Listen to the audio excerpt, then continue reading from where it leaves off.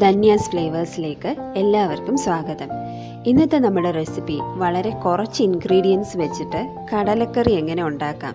ഈ കടലക്കറി തന്നെ നമുക്ക് 3 രീതിയിൽ സെർവ് ചെയ്യാൻ പറ്റുന്നതാണ്. എങ്ങനെയാണ് ഉണ്ടാക്കുന്നതെന്ന് നോക്കാം.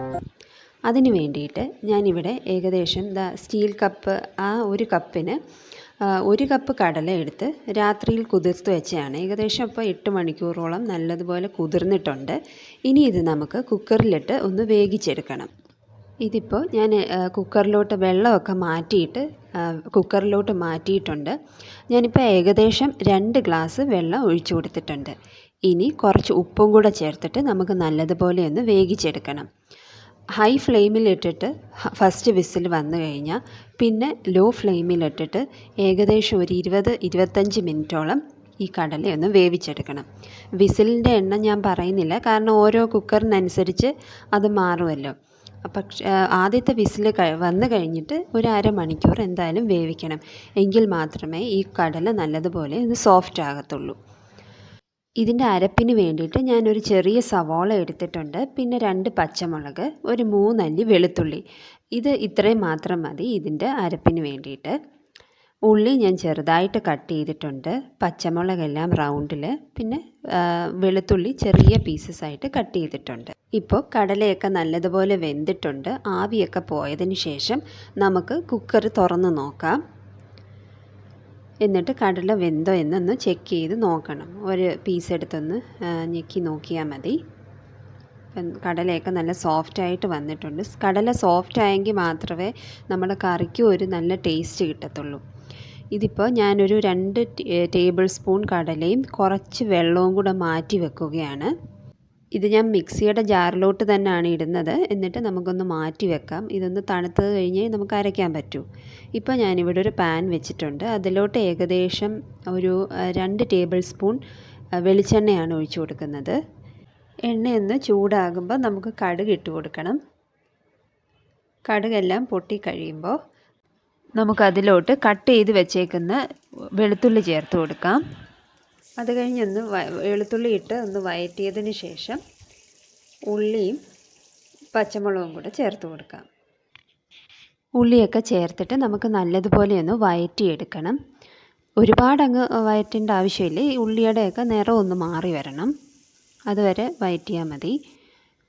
ഇനി ഇതിലോട്ട് കുറച്ച് കറിവേപ്പിലയും കൂടി ഇട്ട് കൊടുക്കുവാണ്. എന്നിട്ട് നമുക്ക് നല്ലതുപോലെ ഒന്ന് വഴറ്റിയെടുക്കാം. ഇപ്പോൾ ഉള്ളിയൊക്കെ നല്ലതുപോലെ വാടി വന്നിട്ടുണ്ട്. ഇനി ഇതിലോട്ട് നമുക്ക് പൊടികൾ ചേർത്ത് കൊടുക്കണം. ഞാനിവിടെ പൊടികളെല്ലാം എടുത്ത് മിക്സ് ചെയ്ത് വെച്ചേക്കുവാണ്. അങ്ങനെ ചെയ്യേണ്ട ആവശ്യമില്ല, ഓരോന്നായിട്ട് ഇട്ട് കൊടുത്താൽ മതി.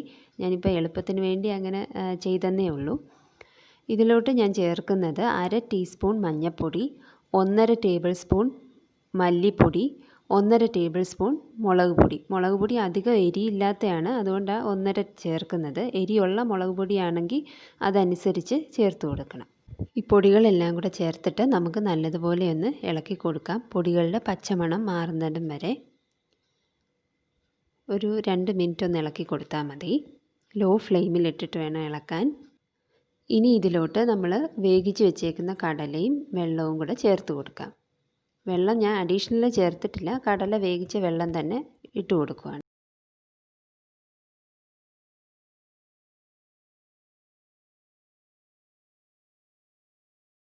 ഇനി ഇതിലോട്ട് ചേർക്കുന്നത് ഒരു 1/2 ടീസ്പൂൺ ഗരം മസാലയാണ്.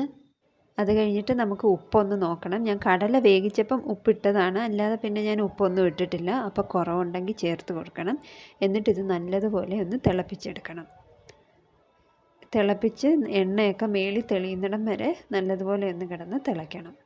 ഞാൻ പറഞ്ഞല്ലോ, ഇത് 3 രീതിയിൽ നമുക്ക് എടുക്കാൻ പറ്റും ഈ കടലക്കറി. അപ്പോൾ ഇത് ഗരം മസാല ഒന്ന് ഇട്ട് കൊടുത്തിട്ട് നല്ലതുപോലെ ഒന്ന് തിളപ്പിക്കണം. എന്നിട്ട് കുറച്ച് തേങ്ങാപ്പാലും കൂടെ ലാസ്റ്റ് ചേർത്തിട്ട് അങ്ങനെ നമുക്ക് സെർവ് ചെയ്യാവുന്നതാണ്.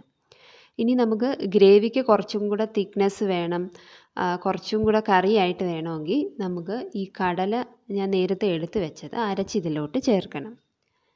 ആദ്യത്തെ രീതി ചെയ്യാനാണെങ്കിൽ കടല എടുത്ത് മാറ്റേണ്ട ആവശ്യമില്ല. ഇതിപ്പോൾ രണ്ടാമത്തെ രീതി കടല അരച്ച് കുറച്ച് വെള്ളവും കൂടെ ചേർത്ത് കൊടുക്കുകയാണ്. ഏകദേശം ഒരു 1/2 ഗ്ലാസ് വെള്ളവും കൂടെ ഞാൻ ചേർത്ത് കൊടുത്ത്. ഇനി ഇത് നല്ലതുപോലെ ഒന്ന് തിളപ്പിച്ചിട്ട് ഈ രീതിയിലും നമുക്ക് സെർവ് ചെയ്യാവുന്നതാണ്. ഇതും നല്ല ടേസ്റ്റാണ്. 3 രീതി ചെയ്താലും നല്ല ടേസ്റ്റ് തന്നെയാണ്. ഇതിപ്പോൾ ഈ കടലക്കറി നല്ലതായിട്ട് തിളച്ച് എണ്ണയൊക്കെ തെളിഞ്ഞ് വന്നിട്ടുണ്ട്. ഇപ്പോൾ വേണമെങ്കിൽ നമുക്ക് ഓഫ് ചെയ്യാം. ഇതാണ് രണ്ടാമത്തെ രീതി. മൂന്നാമത്തെ രീതി ഇതെങ്ങനെ സെർവ് ചെയ്യാമെന്ന് വെച്ചാൽ ഇപ്പോൾ ഈ ഫ്ലെയിം ഓഫ് ചെയ്തിട്ട് അല്ലെങ്കിൽ ലോയിലോട്ട് വെച്ചിട്ട് നമുക്കൊരു 1/2 ഗ്ലാസ് തേങ്ങാപ്പാലും കൂടെ ഒഴിക്കണം. ഈവൻ കോക്കനട്ട് മിൽക്ക് പൗഡർ ആണെങ്കിലും മതി, കുഴപ്പമില്ല. അതും കൂടെ ഒഴിച്ച് കഴിയുമ്പോൾ ഒരു പ്രത്യേക ടേസ്റ്റാണ്. ഇങ്ങനെ ഒന്ന് ചെയ്ത് നോക്കണം. ഇത് നിർബന്ധമില്ല, മുമ്പ് ഞാൻ പറഞ്ഞ് അത് വെച്ച് തന്നെ സ്റ്റോപ്പ് ചെയ്യാം. പക്ഷേ ഇങ്ങനെയും കൂടെ ചെയ്ത് കഴിഞ്ഞാൽ കുറച്ചുകൂടെ ഗ്രേവി ഒന്ന് കൂട്ടണമെങ്കിലോ അതിന് വേണ്ടിയിട്ട് ഇങ്ങനെ ഒന്ന് ഒഴിച്ച് നല്ലൊരു ഫ്ലേവർ കിട്ടും ഈ തേങ്ങാപ്പാൽ ഒഴിക്കുമ്പം. അപ്പോൾ ഇതാണ് മൂന്നാമത്തെ രീതി. കടലക്കറി എല്ലാവർക്കും ഇഷ്ടമായെന്ന് വിചാരിക്കുന്നു.